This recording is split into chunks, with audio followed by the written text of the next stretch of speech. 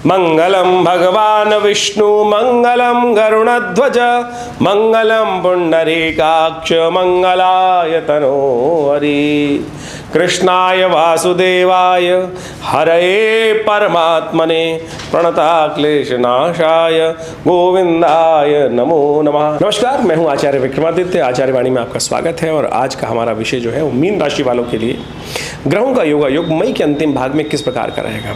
देखिए, मीन राशि के स्वामी होते हैं बृहस्पति महाराज, और आपको पता है बृहस्पति महाराज इन दिनों चल रहे हैं अस्त।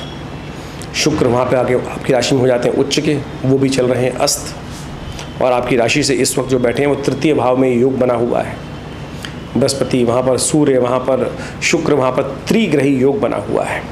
साथ साथ आपकी राशि में ही राहु स्थान ले रखे हैं, मंगल वहाँ विराजमान है, और मंगल ने वहाँ आकर राहु के साथ युति बनाकर अमंगल की स्थिति उत्पन्न करने की योग बना रखे हैं। तो ऐसे में आपके पुण्य हैं जो आप बहुत सारे कष्टों से अपने आप को बचा रखे हैं।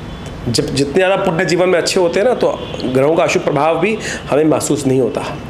जब आपकी इम्यूनिटी अच्छी होती है, आप वायरस के अंदर चले जाओ, बहुत लोग बीमार हो रहे हैं, आप नहीं होते हैं, तो क्या था? वो केवल आपकी इम्यूनिटी थी, आपके पुण्य थे, अच्छे कार्य किए हुए थे, अच्छा खाया पिया हुआ था। वही ग्रहों का योग है।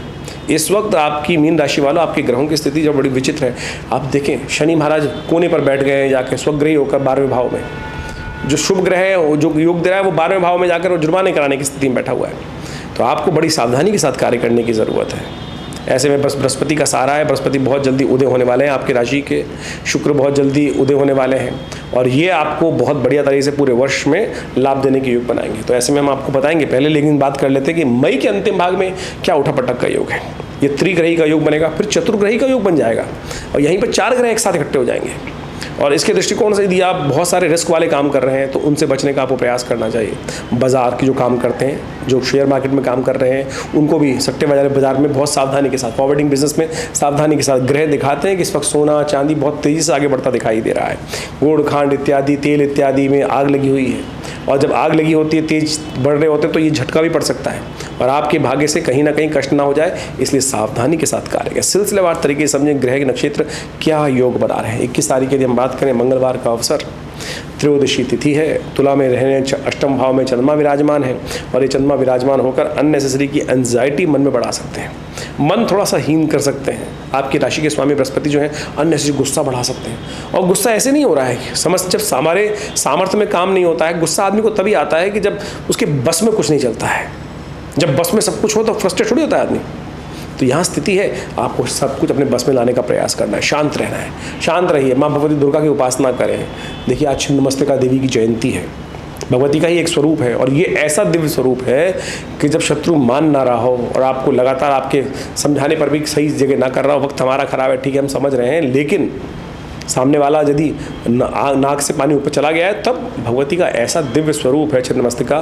जैसे बगलामुखी जी का स्वरूप है, ऐसे छिन्नमस्तिका 10 महाविद्याओं के अंतर्गत आता है।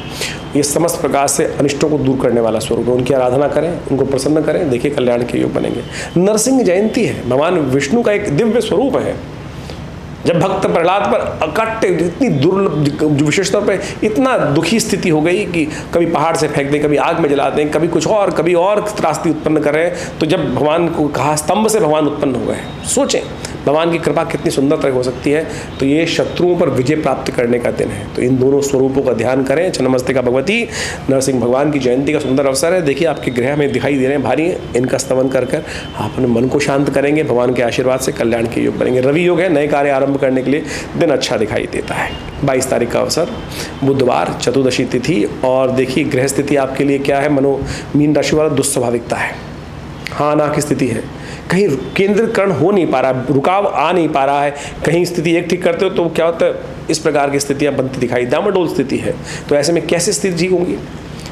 देव योग से पंचांग को पढ़ें। पंचांग के अंदर आज के दिन को कहा जाता है कूर्म जयंती। भगवान विष्णु का एक अवतार है कूर्म। जब इस संसार में आवश्यकता थी कुछ नए शोध की, तो अस्थिरता से ही शोध आते हैं।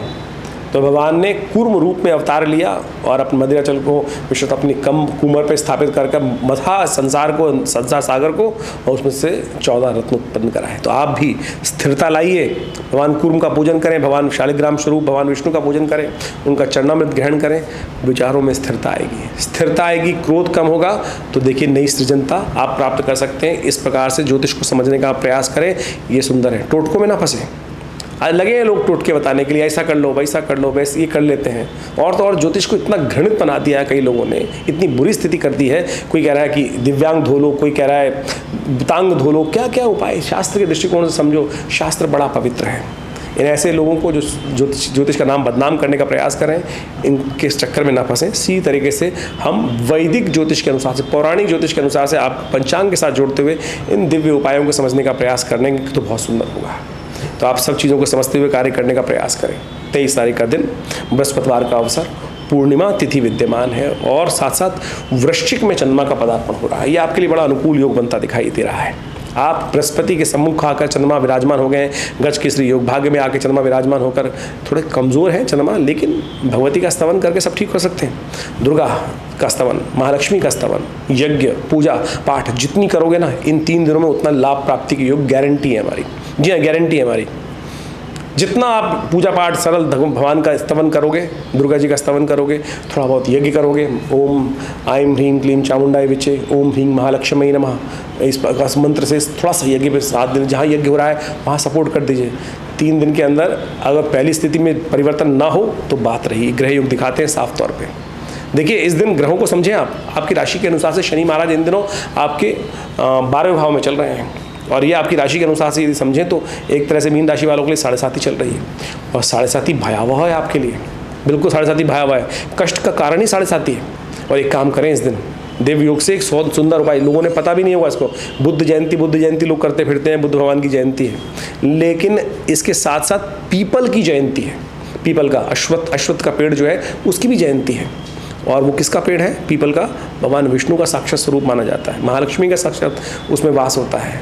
शनि को प्रसन्न करने के लिए सबसे बढ़िया। और आपके शनि महाराज जो है 7.5 का मुख्य कारण बन रहे हैं। दिव्य उपाय नोट कर लीजिए। हींग लगे ना फिटकर रंग चौका हुआ, ये गारंटी शास्त्र दे रहा है।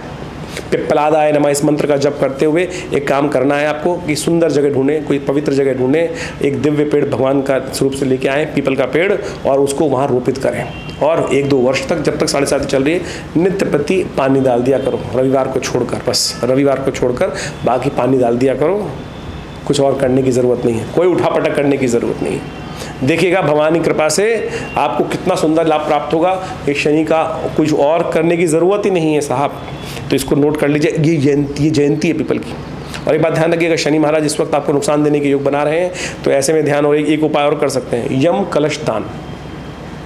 भगवान यमराज के निमित्त 2 कलश, 7.5 चल रही है, नेगेटिव पीरियड है, 7.5 साल तक, अभी 6.5 साल करीब बाकी हैं।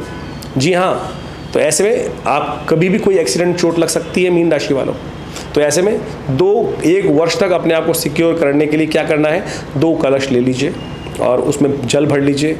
यमाय नमः इस मंत्र का उच्चारण करते हुए पंडितों को, ब्राह्मणों को दान कर दीजिए। देखिएगा ये दिव्य उपाय है, आपके लिए कष्ट दूर करने का योग बनेगा। अवश्य सत्यान व्रत भी है, भगवान का पूजन करें, कल्याण होगा, सर्वार्थ सिद्धि होगा। नए कार्य आरंभ करने के लिए दिन अच्छा है। सुबह 9:14 के बाद ये मुहूर्त बनेगा, इसका लाभ लेने का प्रयास कीजिए। 24 तारीख का दिन शुक्रवार का अवसर, जेठ का महीना आरंभ हो रहा है और इस दिन सर्वार्थ सिद्धि योग आरंभ है। सुबह 10:09 तक रहेगा ही रहेगा।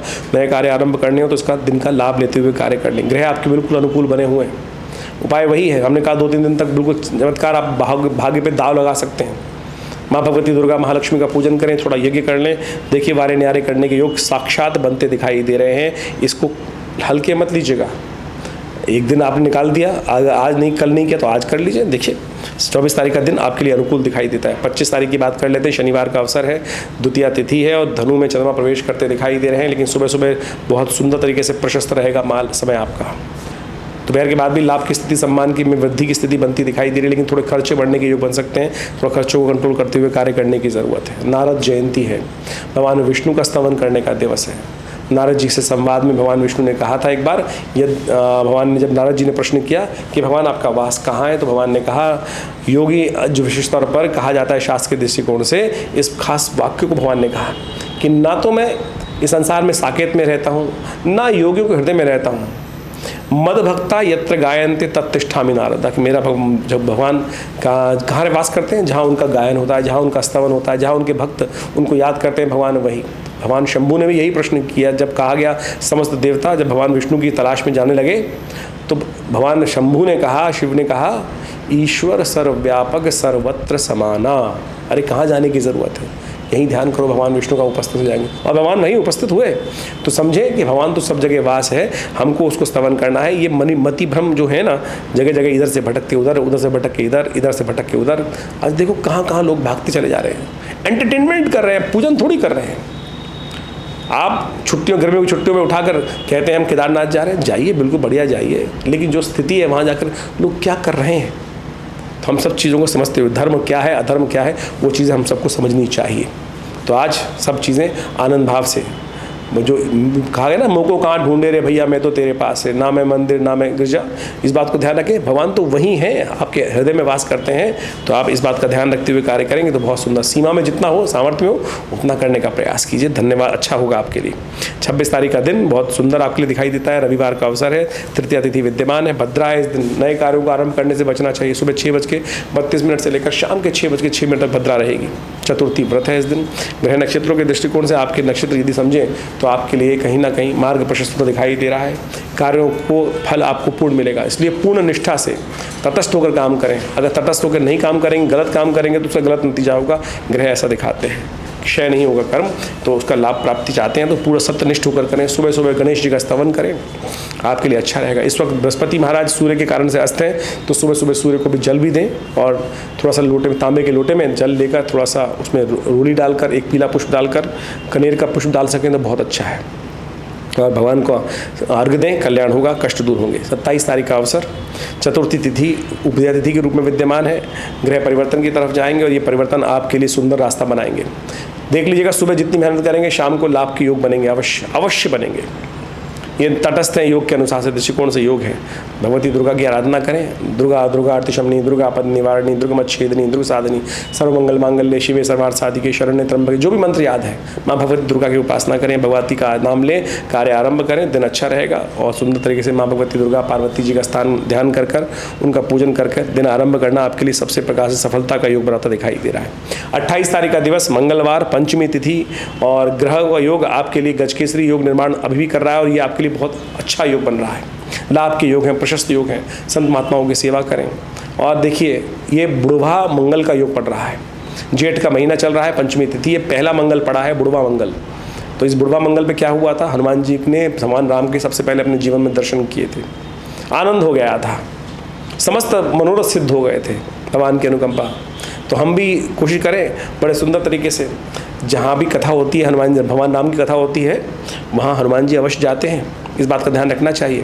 तो इसलिए सुंदर तरीके से हनुमान जी का स्तवन करें। सुंदरकांड का पाठ कर रहे हैं हम लोग विवेकानंद योगाश्रम में आज इस बुढ़वा मंगल पे। चारों बुढ़वा मंगल, इस पर जेठ में पढ़ेंगे, 4 मंगल पढ़ेंगे, उनमें सुंदर तरीके से ये कार्य चलेगा। आप भी सुंदर तरीके से इसमें सम्मिलित हो सकते हैं और परमात्मा का स्मरण करने के लिए अपने नाम को आरक्षित कराएं, स्नान करें, हनुमान जी को चोला चढ़ेगा। दिव्य मूर्ति हनुमान जी के आचार्य केशव देव जी ने अपने प्रभाव से उसको स्थापित किया, और आचार्य जी के जीवन में सबसे पहला चमत्कार हनुमान चालीसा का ही हुआ। उन्होंने अपनी जीवनी में लिखा है कि कैसे वो दिव्य कृपा हनुमान जी की प्राप्त हुई। 24 घंटे हनुमान चालीसा का पाठ चलता था, और उन्हीं के प्रताप से, वो हनुमान जी कृपा से आज देखिएगा सुंदर तरीके से बुढ़वा मंगल पर हनुमान जी का स्तवन कर कर आप अपने ग्रह को अनुकूल कर सकते हैं। मंगल राहु की युति ठीक नहीं है, मंगल आपके लग्न में बैठा है, राहु लग्न में बैठा है, और ऐसे में ध्यान करते हुए ये उपाय करना बहुत कल्याणकारी योग बनेगा, कष्टों को दूर करने वाला रहेगा। लाभ की स्थिति आपकी राशि में बहुत सुंदर बनी हुई है, और यदि जितने भक्ति भाव में रहेंगे उतना अच्छा रहेगा आपके लिए। 29 तारीख का दिन बुधवार का अवसर, षष्ठी तिथि विद्यमान है, और एक परिवर्तन बड़ा महत्वपूर्ण होने वाला है। बृहस्पति उदय होने की तरफ और अग्रसित हो गए हैं, कृतिका नक्षत्र के चतुर्थ चरण की तरफ अग्रसित हो गए, और जैसे सूर्य से दूरी उनकी बनेगी और बृहस्पति उदय होंगे, और आपकी राशि के अनुसार से आपके भाग्य जगाने के योग बनाएंगे। बहुत जल्दी हम एक अलग से वीडियो बना रहे हैं, बृहस्पति उदय होकर करने वाले हैं वारे न्यारे। आप सुंदर तरीके से उसको तैयार हो जाइए, बृहस्पति आपके लिए चमत्कार उपस्थित करने वाले हैं बहुत जल्दी उदय होकर। तो ऐसे में विशेष तौर पर आपको सुंदर तरीके से उस समय का इंतजार करना चाहिए, और जब तक ये ग्रह बदल नहीं रहा है तब तक शांत होकर वीतराग मन में न लाइए। पंचग्रही योग निर्माण होने वाला है, चतुर्ग्रही योग निर्माण होने वाला है, उससे आपको बचना है। अननेसेसरी 2-3 दिन और बाकी हैं, उसके बाद परिवर्तन का योग बनेगा। बहुत सुंदर तरीके से आप समझ लीजिएगा।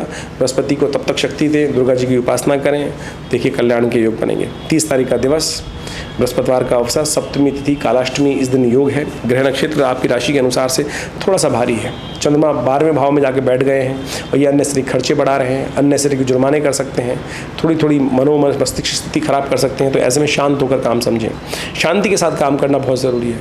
जब शांति नहीं होगी तो कहीं ना कुछ नहीं होगा, प्राप्त होगा। तो शांति को विशेष तौर पर ध्यान रखते हुए कार्य करने की ज़रूरत है। सुबह सुबह ठंडा जल लेकर, खूब शुद्ध गंगा जल लेकर भगवान शिव का अभिषेक करें।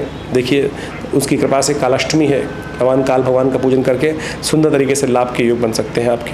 31 तारीख का दिवस शुक्रवार का दिन, अष्टमी तिथि विद्यमान है और एक महत्वपूर्ण ग्रह और परिवर्तन द्वितीय भाव से निकलकर बुध तृतीय भाव में पदार्पण कर रहे हैं। वृषभ राशि में आ रहे हैं दोपहर को 12:11 पर, और ये जो योग है चतुर्ग्रही योग का निर्माण करेगा।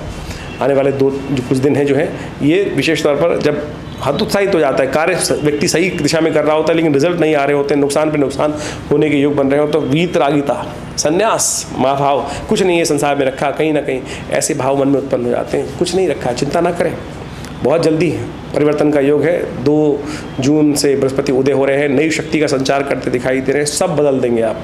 जी हाँ, मीन राशि वालों, आपकी राशि के स्वामी सब बदल देंगे, बिल्कुल चिंता ना करें। उसको सुंदर तरीके से समझ लीजिएगा, कल्याण के योग अवश्य बनेंगे। ऐसे में कुछ दिन गौ पूजन करें, सबके लिए उपाय है, गौ पूजन करें, और गौ पूजन करके आप मस्त प्रकार से कष्ट को दूर कर सकते हैं। बहुत सारे लोग एक बात बोलते हैं कि गौ पूजन, गाय शहर में रहते हैं, गाय दिखाई नहीं देती है, घर गौशालाएँ तो हैं, चाहिए बहुत सारी गौशालाओं में अपने सहयोग को भेज दीजिए, वो आपके नाम से कुछ ना कुछ करेंगे और वहाँ परिवर्तन का योग बनेगा, तो आपके लिए अच्छा रहेगा। ये सुंदर उपाय हम बताते हैं आपको, नित्यप्रति समझकर कार्य करने का प्रयास कीजिए और हमारे चैनल को ज्वाइन कीजिए। तो आपको समय समय पर आपके समय के अनुसार से आपको पता चल जाएगा समय कैसा आ रहा है, और फिर परिवर्तन का रास्ता आप स्वयं अपना सकते हैं। ज्योतिष वो विज्ञान है जो हमें भविष्य को दिखाता है, समझाता है कि आने वाले समय में हमारे भविष्य में क्या कुछ घटने के योग हैं, और उसके साथ साथ निदान का रास्ता भी बताता है, बीच में मझधार में छोड़ता नहीं है। यदि ज्योतिष विज्ञान की सहस्त्रों शाखाओं को हम समझ लें, चाहे वो ज्योतिर्विज्ञान है, चाहे वो ग्रह नक्षत्र विज्ञान है, चाहे वो नक्षत्र के अनुसार से, चाहे वो हस्तरेखा विज्ञान है, चाहे वो सामुद्रिक शास्त्र है, उन सब के माध्यम से आप जीवन में चल रहे समय को, समस्याओं को समझने में एक रास्ता प्राप्त कर सकते हैं, किस कारण से हुआ। इसके बाद निदान, सबसे इंपॉर्टेंट चीज़ निदान ही है, रेमेडियल एस्पेक्ट जो है। आप किसी चीज़ को डायग्नोज कर लें, उसके बाद उसका रेमेडियल एस्पेक्ट ना समझ पाएँ, लेकिन रेमेडीज़ को एक्सपेक्ट करने के लिए बहुत सारा हमको सही मार्ग पे भी चलने की ज़रूरत है। और सही मार्ग जो है वो वेद, पुराण, उपनिषद माध्यम से जो हमें प्राप्त होता है वही होता है, और उसी को समझते हुए भारतीय ज्योतिषविदों ने पंचांग का निर्माण किया, उसमें तिथियों का निर्माण किया, तिथि के साथ साथ विभिन्न योग के बारे में बताया, विभिन्न उत्सवों को साथ में जोड़ा, जिससे पौराणिक मत के अनुसार से उन रहस्यों को, उन कथाओं के माध्यम से हम समझ पाते हैं कि किस कार्य को करने से कैसे हम अपने जीवन के कष्टों को दूर कर सकते हैं। जैसे अभी एक शनि जयंती पर्व आ रहा है आने वाले समय में।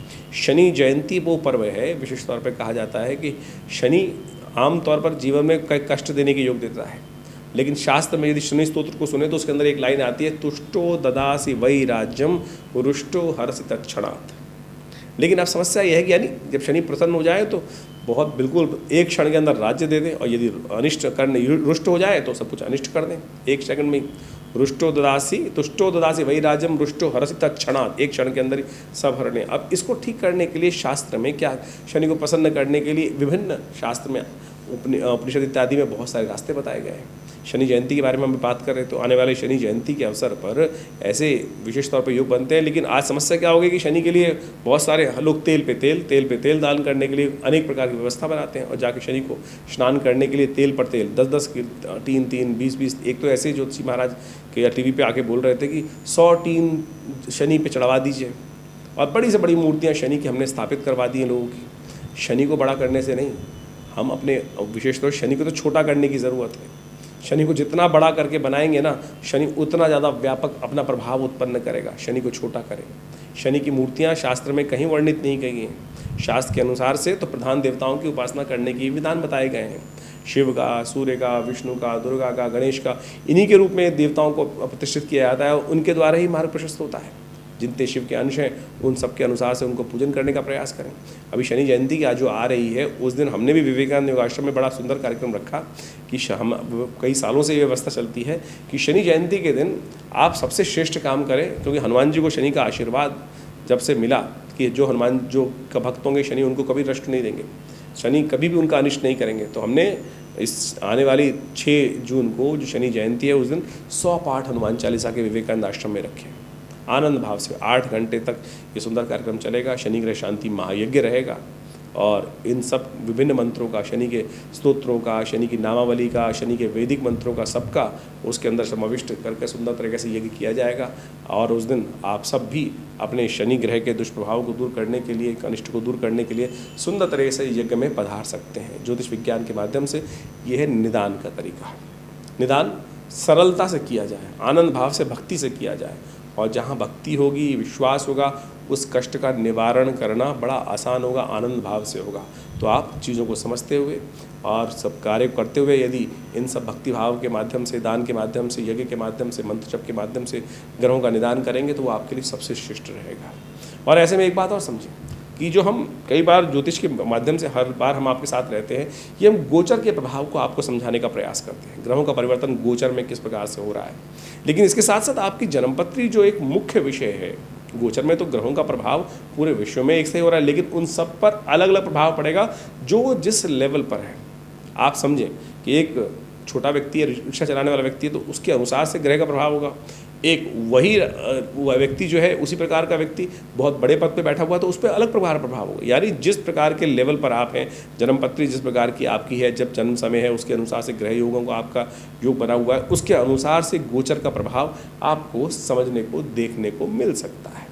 तो उन सबको समझें। तो इस प्रकार से अपनी जन्मपत्री का चिंतन, विशेष तौर पर गहन अध्ययन अवश्य करवाने का प्रयास कीजिए, तभी आपको वास्तविक तौर पर चीज़ों का वास्तविक लाभ प्राप्त होगा कि किस प्रकार को समय को जानने को मिलेगा कि कौन सा समय हमारे लिए अच्छा है। अभी कुछ दिन पहले हमारे पास एक व्यक्ति आए और उनकी राशि स्पेसिफिकली थी और राशि में गोचर में प्रभाव अच्छा खासा बन रहा था, लेकिन उस प्रभाव से पहले ही उनकी दशा महाराज एक विशेष तौर पर ग्रह की परिवर्तन की आई और उस परिवर्तन के ग्रह के कारण से वो इतने बड़े गड्ढे में चले गए कि करोड़ों रुपए उनके पहले ही जा चुके थे।